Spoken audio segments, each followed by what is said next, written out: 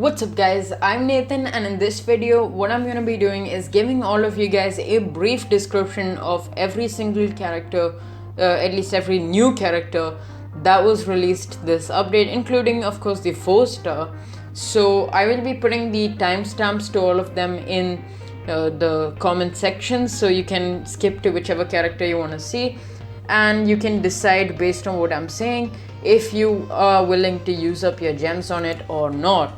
So our first character is going to be Joseph Joestar, and guys, I personally think that this guy is severely underrated because overall, as you can see, he's going to cost you 7,300 cash, but look at his stats. At level 80, he will have 9,021.6 damage, 87 range. Now I know he will have 7 SPA, but 87 range, with that kind of range you would think that he would be like an AoE target unit, but he's actually going to be cone AoE. And if you did not know, cone AoE is a lot better because it's more controllable and, well, it's the whole area in front of the unit. Now the only bad part that I can think of this character, I mean, it's not necessarily bad, but it's just like compared to the meta units, this guy does not have that, and that is going to be the fact that he cannot hit air units. That's basically the only bad thing. But even though his SPA is kinda bad, look at his DPS, it's still going to be 1,288, which is really solid. Even for the new updates, that kind of DPS is solid, and with 87 range, it's not going to have the drawback of Luffy, because Luffy's range was so much that there were no good placements for him. But this dude, like, there are decent placements because the range is a little lesser, and also with Merlin's buff, his range is going to increase quite a lot. So if you want to get him, I mean, he's really solid, definitely. Even for story mode, I feel like he's a better version of Escanor. I know his DPS is going to be lesser than Escanor, but still his range just destroys it. So it's just, I guess, a different version of Escanor. So if you want to get him, get him. If not, I mean, he's probably not a meta, but still really solid unit overall. Our next character is going to be 4-star Merlin. Now I am having a hunch that 4-star Merlin is in fact going to get a 5-star version because all of his abilities were actually not used in this. And if you guys go and check out my fan-made concept of Merlin, you will see that he has a lot more abilities overall. But look at that, he's actually really cheap overall. Like you have 350, 350, 400, 400, 500, 2000. Now obviously you're not gonna use him for his damage because, bro, his DPS is 141 at level 80. So yeah, you're definitely not gonna be using it for that. But look at that, his ability is going to be range booster, and it will boost the range of allies within his range by 35%. It will last for 30 seconds, but unfortunately it will not stack like Irwin. Now, personally, I would actually not give this guy S tier. I mean, I know he's good because of the range boosting thing, but still, like, I'll tell you about all of the support units like this. Irwin is going to buff your damage by 3 times. Like, your damage is going to be triple with a maxed out Irwin buff. Blackbeard would basically allow you to attack each unit a couple more times, but range booster will probably allow you to attack the unit maybe 1 extra time maximum, and sometimes there will not be much of a difference because it is only 35%. It's not even like doubled, nothing like that. And like Irwin, that's going to triple your damage, or Blackbeard, that's going to do like a 50% slowness.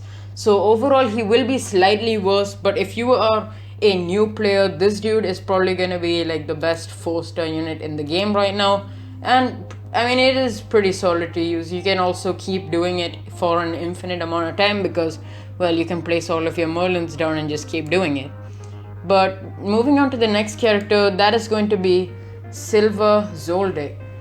And this character is basically a different version of Kuma, in my opinion. So let me just try to get Kuma for you. I'll just create a duplicate page right now. And let's just search for Kuma. And actually they are sort of different versions of each other. Some people are saying that Silva is better, some people are saying Kuma is still better. Let's compare them exactly. Kuma costs 15.2k to max out. Silva costs 7,000 to max out because Kuma was actually nerfed in terms of cost Now look at this. For him to get this ability, it is going to cost you 8,000 lesser, so their cost is going to be similar. And let's just look at their level 80 stats. So a maxed out Silva and an upgrade for Kuma will be around the same cost. Silva will do have a DPS of 1285. Kuma will have a higher DPS of 1500. That's basically combining damage and SPA in one. But Kuma will have a range of 52, whereas Silva will have a range of 80. They both will be able to hit air units, so they're just different versions of each other in my opinion. It's not that clear which is better. I mean, Silva is slightly better. I feel like Silva to Kuma would be how you can compare Gohan to Trunks. Like, Gohan was slightly better because all of his stats, like, they were just ever so slightly better than Trunks. But still, like, the change is not that significant. I mean, Silva does have like 30 more range, but the DPS is going to be a little lesser. So like, they're very similar. Silva is obviously better, but not a massive difference in any way, but still really solid. And I probably would recommend getting Silva for maybe like story mode or something like that, or maybe even trial mode. It would probably be a replacement for Kuma, but not a big difference overall. Next is going to be Zoro, and a lot of people were disappointed with this character, and this rumor was going around that this dude bleeds, but I'm pretty sure it's not true, because think about it, 7k damage with bleed is way too overpowered, especially with 59 range and a cone AoE. Like, Rengoku had half the damage, lesser range, not even cone AoE, and higher SPA, and he was burned.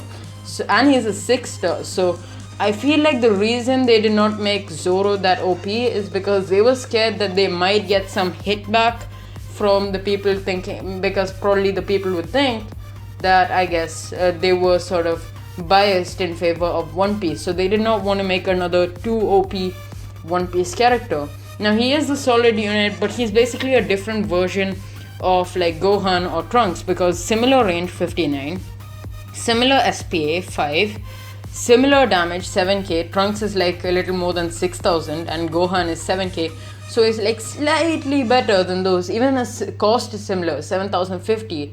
So if you have Gohan or Trunks, the change between Zoro and those characters are not that significant. So I mean, I'm not saying he's a bad character, I'm just saying I would not necessarily recommend getting him. Moving on to the best character in my opinion in this update, Netero. And even though he is expensive, he is literally going to cost 46,100, making him one of the most expensive characters in the game. But comparing him to Kuma, like for example, like for infinite mode, that is no question. Do not bother using this guy for story mode, but for infinite mode it is just insane, because look at that, his damage is going to be 18,347, range 64. For some reason this wiki page is not finished, but the range will be 64. SPA is 10, I get that, but the DPS is still going to be a solid 1,834, which is higher than Kuma's DPS, just putting that out there. And the attack angle is 170 degrees, which means it is almost half of full AoE, and that basically means that his AoE cone is like wider than Gogeta, about the same as Gogeta. So anyone that thinks that Netero is not that good is kind of blind. Okay, I just have to say that, because come on, look at these stats. He's just OP, because AoE cone is as it is much better than AoE circle, and plus he has a massive AoE cone. So I mean, you're obviously going to have a money generator for this character, because he's way too expensive to use without one. But they definitely did this Hunter x Hunter character clean. He's definitely really good, and in my opinion the best character this update. But that is pretty much it for this video, so thank you guys for watching. Do not forget to like and subscribe if you're new to the channel, and I'll catch you guys in the next video. See ya!